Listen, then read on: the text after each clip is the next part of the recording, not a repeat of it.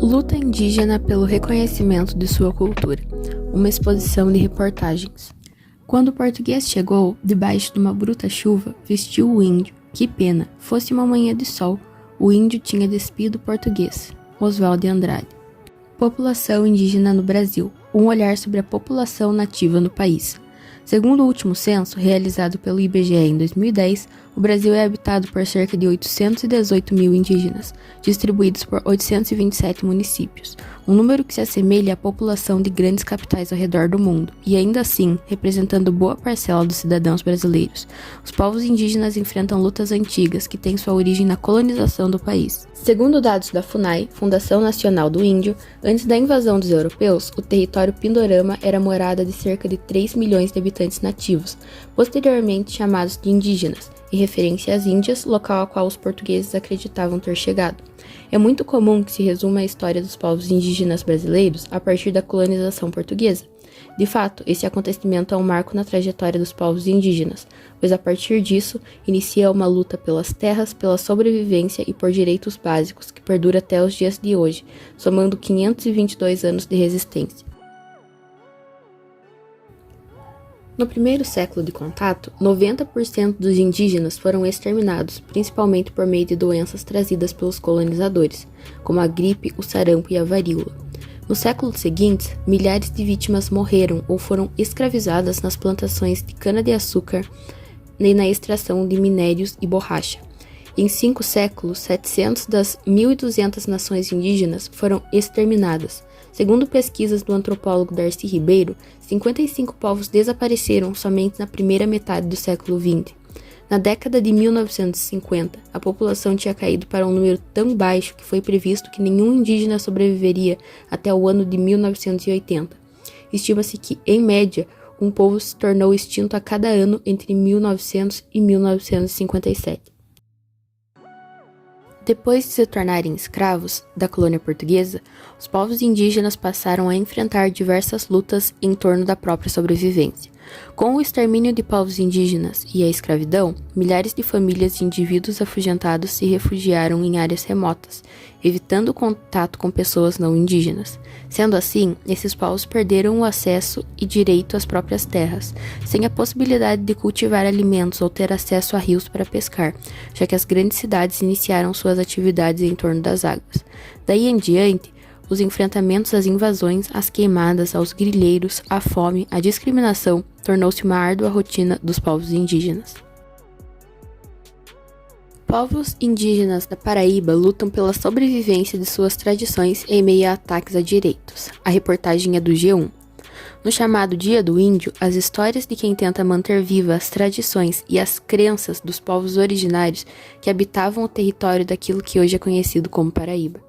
É um dia, acima de tudo, de resistências, de debates e de disputas, de lutas. Lutar é a palavra-chave a propósito.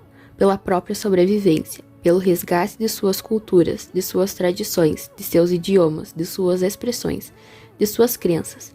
Afinal, no Brasil e em outros países do continente americano, a data de 19 de abril é usada para se homenagear os povos indígenas, uma população historicamente perseguida, vítima de um genocídio sistemático ao longo dos últimos séculos e que sofre seguidamente com perdas de direitos, e que apesar disso segue sendo protagonista das suas próprias histórias. Trata-se de povos que, na Paraíba, segundo algumas estimativas, chegava-se a casa de centenas de milhares até o século XVI, mas que atualmente estão reduzidos a um número entre 20 mil e 30 mil indígenas, sendo a maioria deles localizados no litoral paraibano. Dia do Índio. Estudo revela 305 etnias e 274 línguas entre povos indígenas do Brasil. É uma reportagem da BBC News. Há mais indígenas em São Paulo do que no Pará ou no Maranhão. O número de indígenas que moram em áreas urbanas brasileiras está diminuindo, mas crescendo em aldeias e no campo. O percentual de índios que falam uma língua nativa é 6 vezes maior entre os que moram em terras indígenas do que entre os que vivem em cidades. Segundo o IBGE, há cerca de 900 mil índios no Brasil, que se dividem entre 305 etnias e falam ao menos 274 línguas.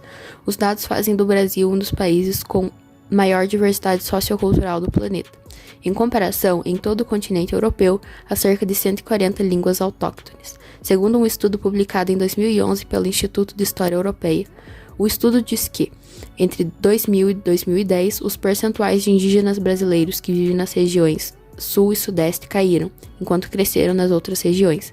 A região Norte abriga a maior parcela dos índios brasileiros, 37,4%, seguida pelo Nordeste, 25,5%, Centro-Oeste, 16%, Sudeste, 12% e Sul, 9,2%.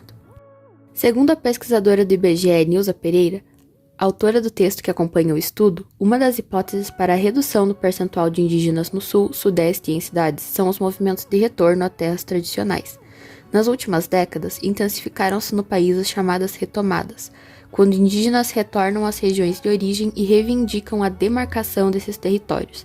Em alguns pontos, como no Nordeste e em Mato Grosso do Sul, muitos ainda aguardam a regularização das áreas, em processos conflituosos e contestados judicialmente.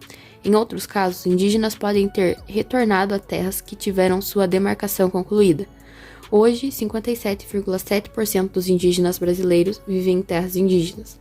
Outra possibilidade, segundo Pereira, é que no Sul, Sudeste e nas cidades, muitas pessoas que se declaravam como indígenas tenham deixado de fazê-lo. O Brasil tem 190 línguas indígenas em perigo de extinção. É uma reportagem da BBC News. Moradores da fronteira do Brasil com a Bolívia, o casal Canatsi, de 78 anos, e Hiwa, de 76, são os dois últimos falantes ativos da língua Warazu, do povo indígena Warazuque. Os dois se expressam mal em castelhano e português, e conversam entre si somente em Warazu, embora seus filhos e netos que moram com eles falem em português e espanhol.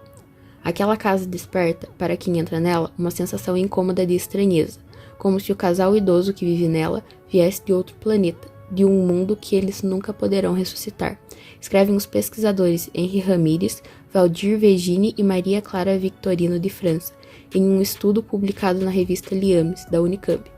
Com a ajuda do casal idoso, esses linguistas da Universidade Federal de Rondônia descreveram pela primeira e possivelmente a última vez o idioma do povo Warazuco.